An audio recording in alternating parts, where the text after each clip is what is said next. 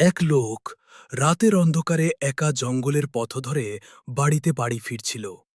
হাতে টিমটিম করে জ্বলা হারিকেন। চলতে চলতে হঠাৎ সে লক্ষ্য করল হারিকেনের আলো পড়ে রাস্তার পাশে কি যেন ঝিলিক দিয়ে উঠল। কৌতূহলী হয়ে লোকটা এগিয়ে গেল সেই দিকে। গিয়ে দেখল এক তরুণী মেয়ের লাশ পড়ে আছে। সে ভয় পেলেও ঠিকই দেখল মেয়েটির ডান হাতের মধ্যম আঙুলে একটি হীরার আংটি জ্বলজ্বল করছে। একটু ইতস্তত করে সে হারিকেনটা পাশে নামিয়ে রেখে লাশের আঙুল থেকে আংটিটা খোলার চেষ্টা করল, কিন্তু আঙুল ফুলে ওঠায় কিছুতেই ওটা খুলল না। লোকটা তখন তার পকেট থেকে একটি ছুরি বের করল। তারপর সেই ছুরি দিয়ে পুচিয়ে পুচিয়ে লাশের আঙুলটা কেটে ফেলল। ঠিক তখনই রাতের নিস্তব্ধতা ভেঙে কাছাকুচি কোথাও একটা শেয়াল ডেকে উঠল। লোকটা প্রচণ্ড ভয় পেয়ে ওই আঙুলসহ আংটি পকেটে পুরে ছোটা শুরু করল। এক ছুটে বাড়িতে এসে কাউকে কিছু না বলে সে ওই রাতেই চুপে চুপে আঙুল থেকে আংটি ছাড়াল। তারপর আংটিটা লুকিয়ে রেখে আঙুলটা পুঁতে ফেলল মাটিতে। এরপর অনেক দিন, প্রায় 10 বছর কেটে গেছে। ওই আংটিটা বেচে ব্যবসা করে লোকটা এখন অনেক টাকার মালিক।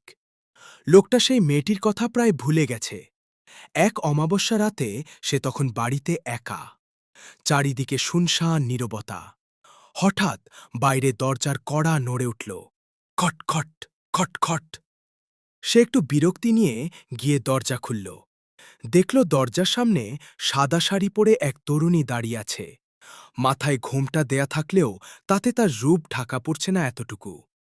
লোকটা গদগদ হয়ে প্রশ্ন করল, কি ব্যাপার, কাকে চান?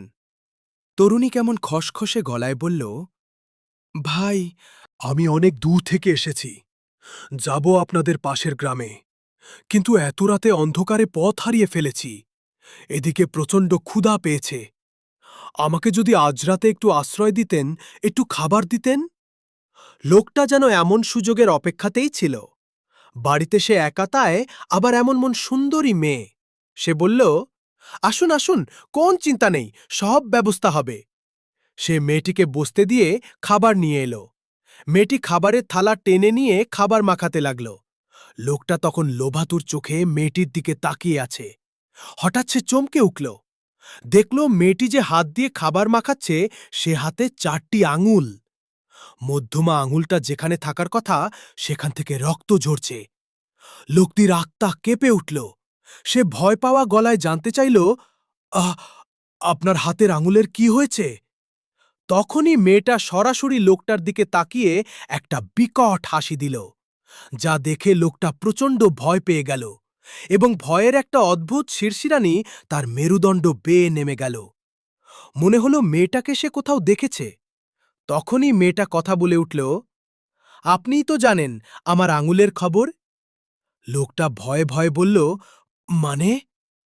মেয়েটা ভয়ঙ্কর একটা হাসি দিয়ে বলল, মনে পড়ে আজ থেকে 10 বছর আগে রাস্তার পাশে একটা মেয়ের লাশ পড়ে থাকতে দেখেছিলেন।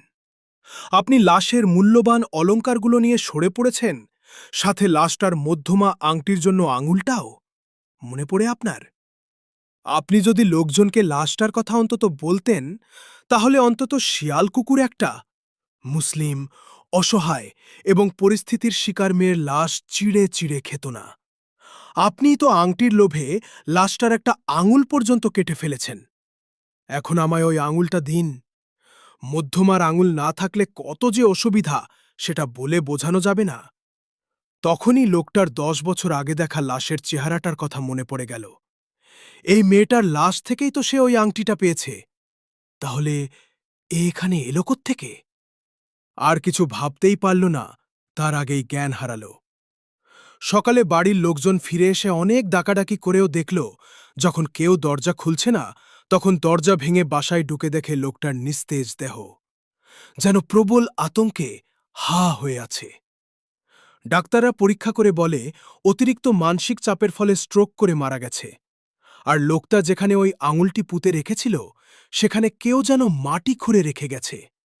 আসল ঘটনাটা কেউ বুঝতেই পারল না, এটা যে লোকটার পাপের শাস্তি।